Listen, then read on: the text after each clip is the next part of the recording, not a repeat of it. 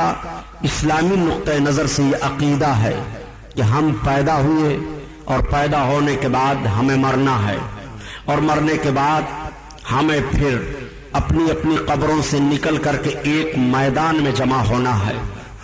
اب ایک سوال پیدا ہوتا ہے، ہم دنیا میں آنے سے پہلے کہاں تھے اور دنیا میں آئے؟ ہم دنیا میں آ کر کے کیا کر رہے ہیں؟ ہماری ذمہ داریاں کیا ہیں؟ ہم کو دنیا میں کس لیے بھیجا گیا ہے؟ اور ساری مخلوقات میں رب تعالیٰ نے انسانوں کو اشرف المخلوقات کیوں قرار دیا؟ اس کو کرامت کا تاج کیوں پہنایا گیا؟ ذہن و فکر سے سوچنے کی بات ہے۔ آپ جب آئے نہیں تھے تو کہیں تھے، اور جب آئے تو آپ عالم اجسام میں ہیں۔ آپ آئے نہیں تھے، عالم شہادت میں تھے۔ رب العزت نے جب تمام روحوں کو پیدا کیا، روحیں پیدا کی گئیں، رب تعالیٰ نے تمام روحوں کو حاضر کرنے کے بعد روحوں سے ارشاد فرمایا، اے روحو یہ بتاؤ میں تمہارا رب ہوں کہ نہیں؟ تو ساری روحوں نے اقرار کیا، اے میرے اللہ تو میرا رب ہے۔ لیکن سب سے پہلے ساری روحوں میں جس روح نے اقرار کیا کہ تو میرا رب ہے، وہ میرے آقا صلی اللہ علیہ وسلم کی مقدس روح پاک ہے۔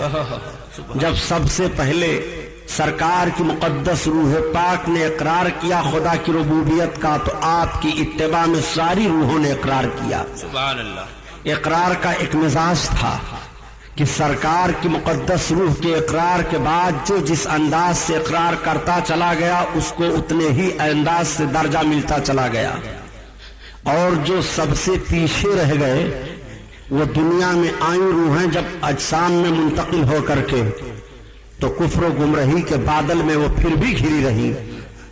اللہ تعالیٰ نے ساری روحوں سے اپنی ربوبیت کا اقرار لیا، اور ربوبیت کا اقرار لینے کے بعد پھر صرف انبیاء اور رسولان اعظام کی مقدس روحوں کو روکا اور ان سے اقرار لیا۔ رب نے اپنے محبوب کے تعلق سے اقرار لیا، اے انبیاء اور نبیوں کی روحو یہ میرے محبوب کی مقدس روح ہے، جب یہ دنیا میں جائیں گے تو تم سب کو ان پر ایمان لانا ہے، ان کی حمایت و نصرت کرنی ہے۔ کیا اقرار کرتے ہو؟ تو ساری روحوں نے اقرار کیا، ہاں میرے رب ہم اقرار کر رہے ہیں۔ اللہ نے ارشاد فرمایا، تو اب سنو میں تم سب پر گواہ ہوں، اور ایک دوسرا دوسرے پر گواہ ہو جائے، اور جو اس کے بعد سے پھرے گا حالانکہ رب جانتا ہے تو وہ حد سے گزرنے والوں میں سے ہو جائے گا۔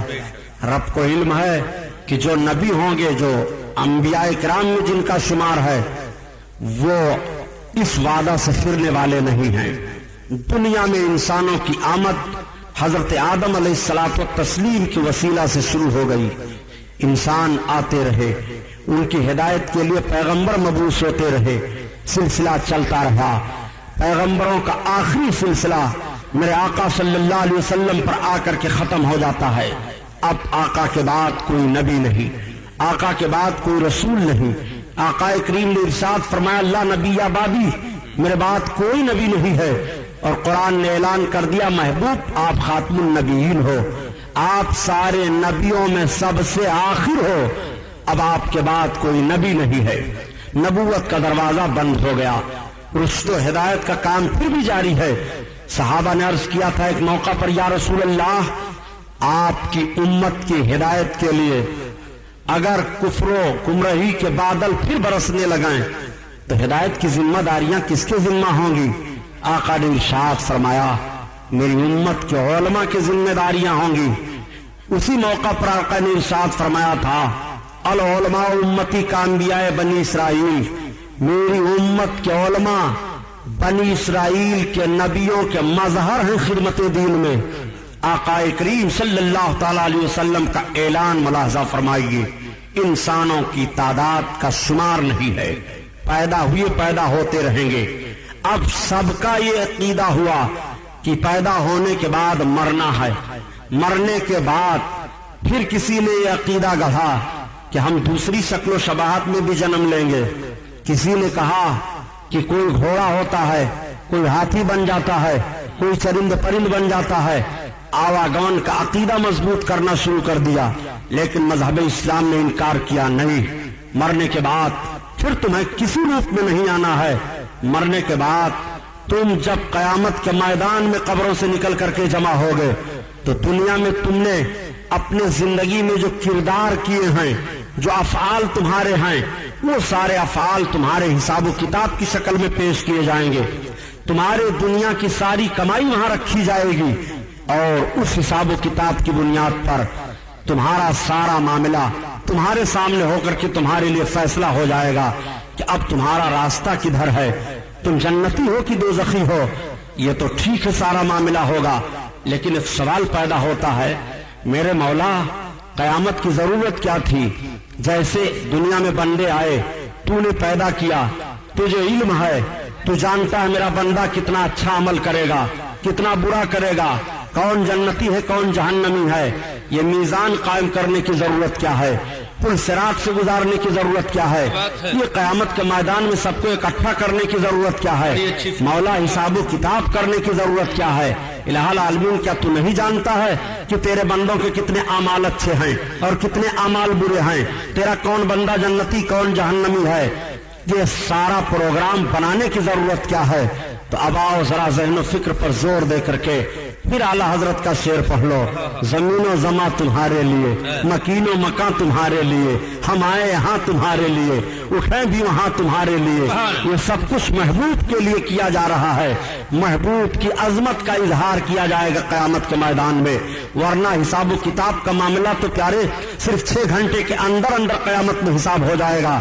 और कयामत का एक दिन 50,000 बरस का होगा दुनिया के दिन के एतबार से। अब आप मुझे बताओ कि एक दिन कयामत का 50,000 बरस के होगा और लोग कयामत के मैदान में 25,000 बरस तक, और एक रवायत है कि 1,000 बरस तक मददगार की तलाश में फिरेंगे। सारा प्रोग्राम ये किस लिए है? तो आला हजरत अजीमुल बरकत के भाई उस्ताज़े ज़मन अल्लामा हसन रहमतुल्लाह ताला अलैह फरमाते हैं कि फकत इतना सबब है इनकादे बज़्म महशर का कि तेरी शान महबूबी दिखाई जाने वाली है। कयामत के मैदान में सारे लोग जमा होंगे जो अब तक पैदा हुए और जो कयामत तक पैदा होंगे, अव्वलीन होंगे, आखरीन होंगे, अंबिया होंगे, रसूलान निज़ाम होंगे, औलिया इकराम होंगे, काफरीन होंगे, मोमिनीन होंगे। कोई ऐसा नहीं होगा जो कयामत के मैदान में जमा ना हो, सारे के सारे लोग जमा होंगे। और कयामत का दिन कैसा होगा प्यारे? इतना सख्ती का दिन कयामत का दिन होगा। अल्लाहु अकबर। हदीस में आता है कि सूरज सवा नेज़े पर होगा, इतना पसीना छूटेगा कि पसीने में लोग बह जाएंगे, कश्तियां तैर जाएं। आकाए करीम सल्लल्लाहु अलैहि वसल्लम इरशाद फरमाते हैं, प्यास की इतनी शिद्दत होगी कि ज़बानें बाहर निकल आएंगी, गर्मी से बदन भड़क उठेंगे।